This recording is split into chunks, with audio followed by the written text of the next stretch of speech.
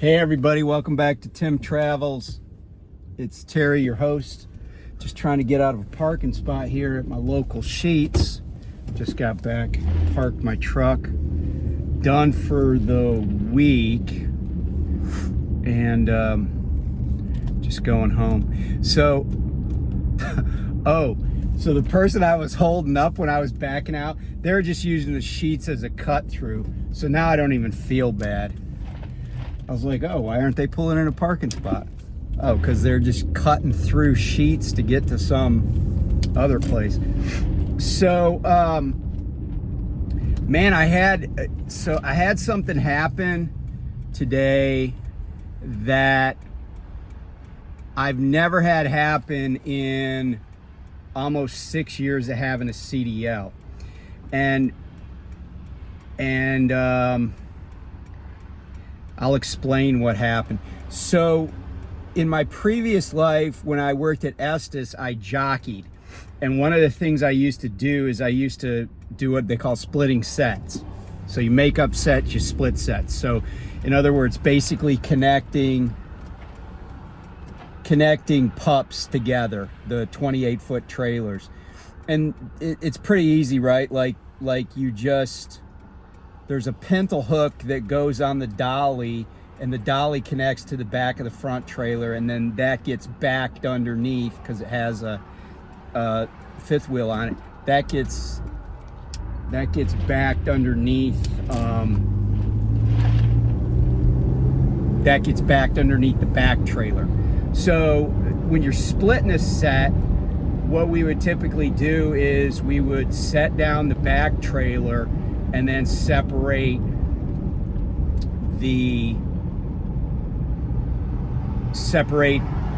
it at the dolly, and then I would drag with the jockey wagon. I'd take the front trailer and I would and the dolly, and I would go drop the dolly off because you can move those by hand, and then I would take the front trailer to wherever it needed to be parked. And then I would go back and hook the back trailer and park it wherever it needed to go. Sometimes they needed to go indoors. A lot of times they just went into like wherever they were supposed to be, on the lot somewhere.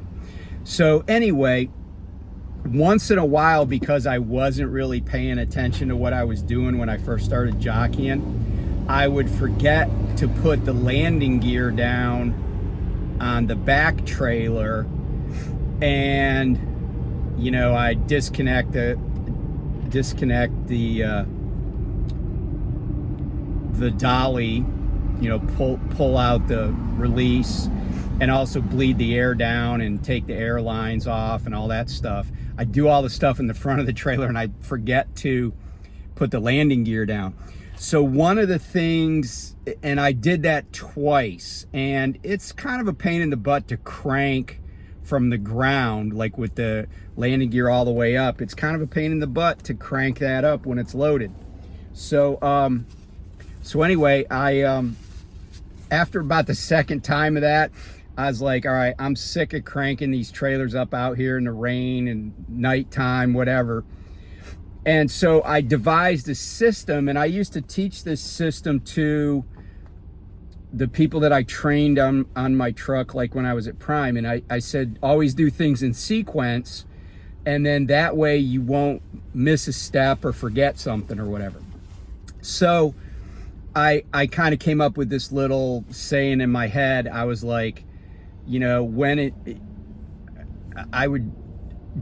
I'd say stuff like, crank first, ask questions later. Like, meaning crank the landing gear down first and ask questions later. The other thing I would kind of like made up is work from the back to the front when you're dropping a trailer, work from the front to the back when you're picking one up. So if I'm picking a trailer up, I back under and latch it, but then the first thing I do is I hook up my air lines in my 7-pin, and then I put air to the trailer. Then I make sure, and I always look underneath and make sure I'm latched, like I don't see any space between the fifth wheel and the and the apron on the trailer. And then the last thing I do once I've done those things is crank up the landing gear. So when I drop a trailer, I crank the landing gear down first, because then if anything else goes wrong, at least the landing gear are down. And one of the things I learned when my trainer taught me this is when you're pulling out from underneath a trailer, to just pull out a little bit and make sure that the landing gear are going to hold. That way, if the landing gear collapse, then the front of the trailer ends up on the frame of the tractor, or maybe on top of the tires, but it's not all the way on the ground. Because I'll be honest with you, if you had a fully loaded van or reefer, cranking that up from the ground would be very hard. Even if you're strong and you have a lot of muscular endurance, it would be very hard, even in, you know, the low gear. So, because I've done it with a pup, and a pup doesn't weigh nearly as much as a 53 footer. So, sorry, my nose is running a little bit. So anyway, that's all my like background on hooking and dropping trailers and how to avoid a mishap. But the other thing that's super important is making sure that the trailer's latched. And like Lyle has talked about this in the past, about like somebody pulled the release on a trailer and then some guy left a truck stop, the trailer came loose, you know, some people got killed. And I've seen articles about it where trailers have gotten loose. My daughter sent me one the other day where a trailer got loose up in the Harrisburg area. I say got loose. They're not really getting loose. They were loose when the guy started driving. So what happened to me today was an eye-opener. And this morning when I got up, I was headed down. I had an empty trailer. I was headed to where I was going to pick up. And I was like, you know, it's Friday. I'm going home. I just need to stay focused, because I don't want to have, you know, a wreck and ruin my weekend and take up all the time during my day. So I was kind of a little bit focused on that, but I have this truck that is, I'm sure somebody at my company thinks it's a loaner, but I don't like changing trucks, so I don't even know if I'll go back to the 2025 Volvo that I had, because I don't like it that much. The only difference is it's newer, and I'm the only one that's really driven it. I think somebody drove it like 1,000 miles, but that was about it. So anyway, but I got this loaner truck because that 2025 Volvo that has 31,000 miles on it already had a major oil leak. And I just hate changing trucks, moving stuff back and forth. I don't like doing that. So anyway, I got this truck, but then I noticed over time the trucks at my company have an inside kingpin release. But I noticed that the one on the truck that I have now hasn't really worked. Like most of the time I gotta get underneath. Like if I try it in the cab, it might work, but often it doesn't work. So I still gotta get back out of the truck and go under and pull the release. So this morning I was dropping this empty trailer at the place we're picking up, and so I was working my way, and I will say that I had to untarp this trailer.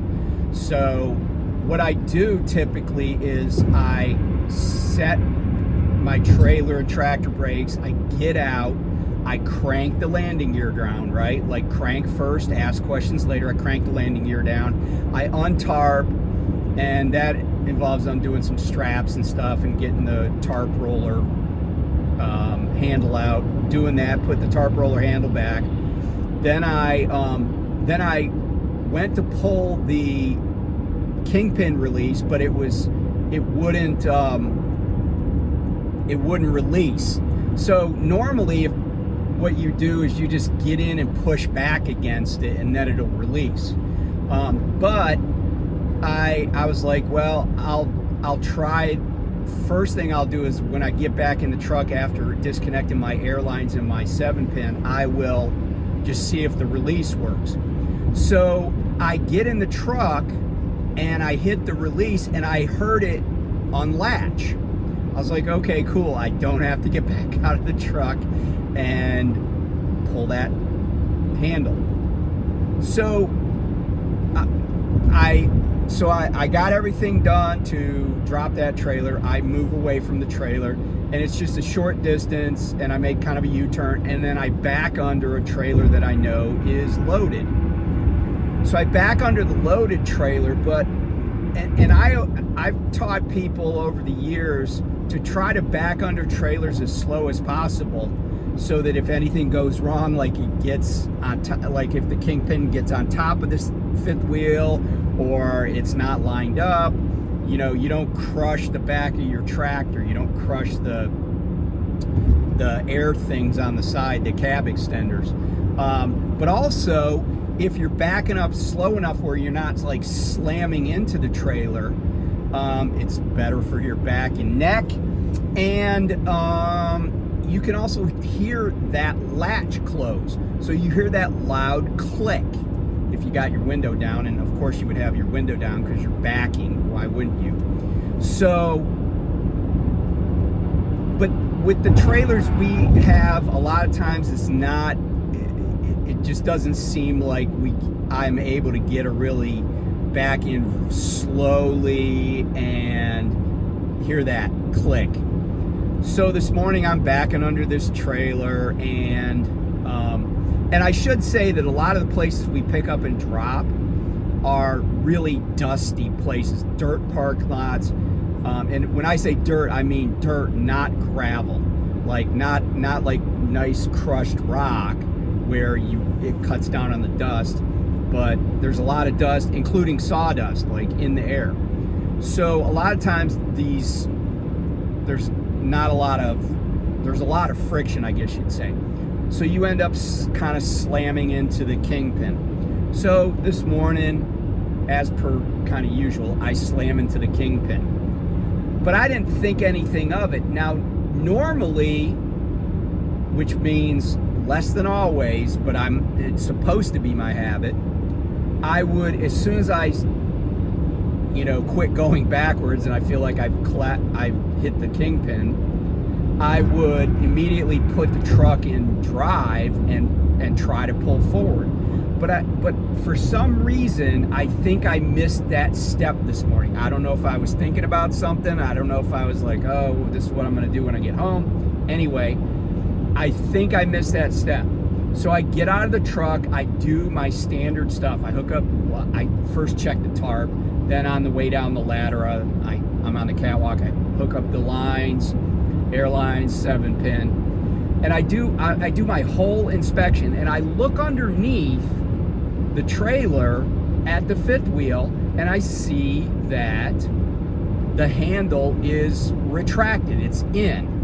So I'm like, okay, that's what it's supposed to look like.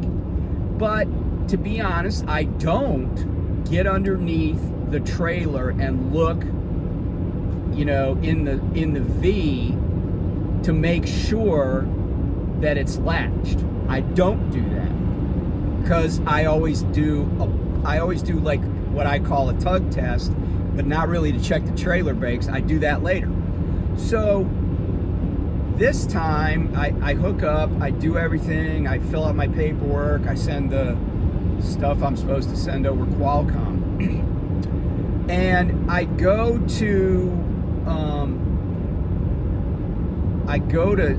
set the trailer brakes and go to do a tug test, and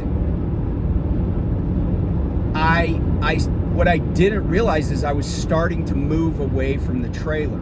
And I will say that with the tractor, what I will say is these trailers are narrower than like the wheels, the drives stick out a little bit, if that makes sense. They actually stick out just to maybe a half an inch. So anyway, I'm like, okay, I'm good to go. I push the trailer brakes in, and the trailer, I start to move forward. Well, then, I don't know.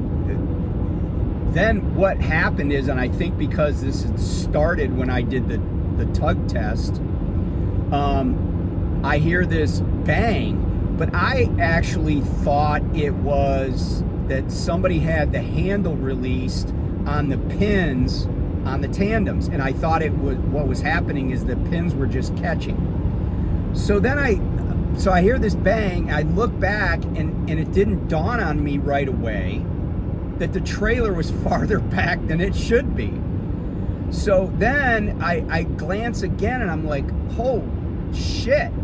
And so I stop, I get out, and the trailer is off of the fifth wheel, but on the frame. So I was like, holy shit. My lines were pretty stretched out, not to the breaking point, but they were stretched out a little bit. And so I go back there, I crank down the landing gear as far as I could get it to go, and then I put it in low gear and I cranked it up even more. And then I went and got in the truck and I dropped my airbags, so I had a gap under there. And then I disconnected the airline and the two airlines and the 7-pin, put them on the catwalk, and then I was able to back underneath the trailer without too much fanfare. But what happened was, when I backed under the trailer, it still did not set the pin, because it turns out, and here's the autopsy on this. I remember I said that I was having problems with my pin release, in the truck, the air pin release. Well, what I think happened is, when I released the empty trailer that I was dropping, it opened the pin up, but it did not cycle the fifth wheel to push the handle back out. But because I didn't get out of the truck and look at it before I backed under another trailer, I had no idea that all that happened was the latch had released, but not that it had gotten reset so that when you put another kingpin in there, it would latch around it. So it didn't latch around it when I backed in, and I kind of slammed into it. So what I had to do is, even after I backed under, after it came off and was on the frame, and I backed under a second time, it did not latch. What I had to do is, I had to then go, because now that time I checked, it did not latch. Then I had to go, what I did is I went and I pulled the handle out manually, moved forward slightly, and then backed under it, backed into the kingpin again, and then it finally latched. And of course, I did another strenuous tug test just to make sure. I, of course, hooked up my lines again and everything.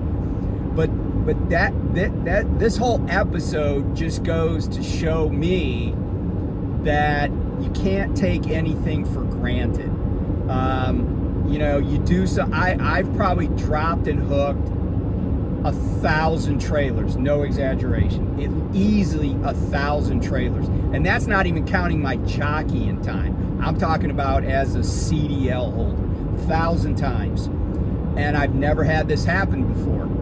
But I'm grateful that it happened right where I was, and I realized what was going on, and I at least had enough. It was slippery enough that the trailer started to come off right there on the gravel lot. And it was an eye opener. It is an eye opener, and so now I know I'm gonna have to operate my kingpin release on this tractor by hand every time, and I'm going to be more diligent. I'm going to not be lazy, and I'm going to crawl under there and look and make sure that thing is latched, because it is a nightmare scenario to have a trailer come off the back of your tractor when you're on the road. And I've seen a few newspaper articles and a few things on CDL Life and other things where tractors have or trailers have come off tractors. So I don't want to be that guy explaining to a cop what happened. And I sure don't want to be the guy who has a trailer come off and a woman and her son plow into it because all of a sudden there's a completely stopped trailer in the middle of the highway and they hit it and they both die, which Lyle talked about. That was an incident in Indiana. But anyway, so I know there's a lot of people that are experienced that watch this channel, and I know there's some people that are inexperienced or thinking about coming into trucking, and I think it's just a lesson for everybody. You know, we used to have these safety posters in the Navy that said complacency kills, and you know, I was just fortunate that where this happened, you know, it was easy to recover. I wasn't out on a highway or any of that mess, and yeah, it wasn't horrible. It was you know, it was an mostly empty trailer. I say mostly because there's always some sawdust in them, but yeah, I'm just grateful that everything went the way it did. Although it scared me at first. I was like, holy crap, you know. And I guess some days it's good to get scared a little bit. So anyway, thanks for watching. Be careful out there. I talked about the weather in my video that I uploaded yesterday. Keep an eye out, and everybody be safe. I'm not going to be back on the road till Tuesday. Monday's St. Patrick's Day, but it's also, I have a funeral I have to go to. So yeah, so I'm going to be home for Saturday, Sunday, Monday, and I'll be back on the road on Tuesday. So anyway, take care, and I will talk to you soon. Bye.